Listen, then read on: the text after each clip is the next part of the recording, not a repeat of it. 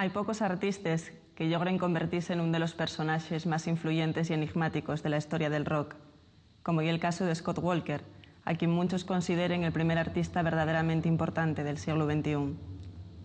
Encumbrado por la so poderosa voz nos años 60 gracias al trío norteamericano The Walker Brothers, prefirió abandonar el éxito de masses para empezar una carrera en solitario que lo llevó a ser considerado un artista de culto.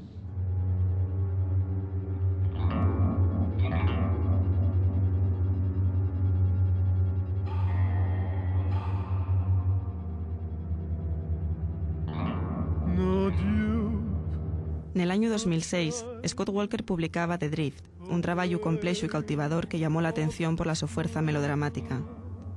Considerado el disco del año por lo que tiende arriesgado, fue calificado como una oda al terror que convertía cualquier otro ejercicio de estilo y búsqueda creativa en vergüenza paciente moderno. The Drift y al final una nueva inyección de integridad personal y artística de Scott Walker.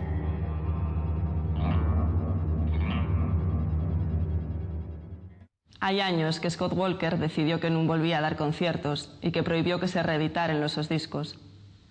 Tampoco no consintió que lo volvieran a grabar en vídeo y dejó de hacer entrevistas.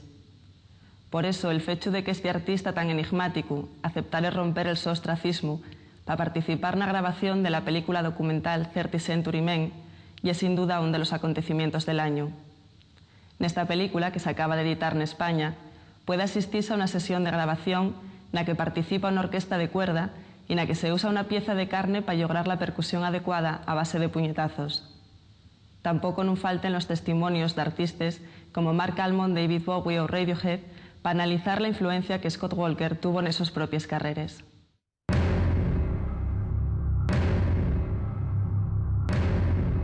He's got a way of disappearing. I don't think he ever wants to be seen. I really know very little about him. Who knows anything about Scott Walker? His voice makes me cry. He was so gorgeous. He's always there. The sun ain't gonna shine anymore. Everyone kind of disintegrated in their different ways. He didn't quite have the right temperament to start with to be the kind of pop star that everyone maybe expected him to be. Had no pink elephant types, you know I'd be drunk as I could be, still I would sing my song to me about the time they called me Shaggy. He totally withdrew from the fame game.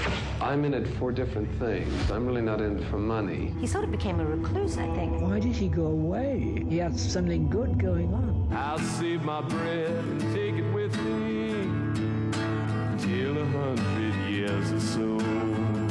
He really should be recognized as one of our not only great composers but great poets as well.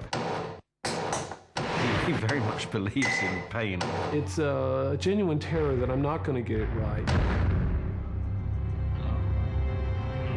I think it's going to be like entering another world.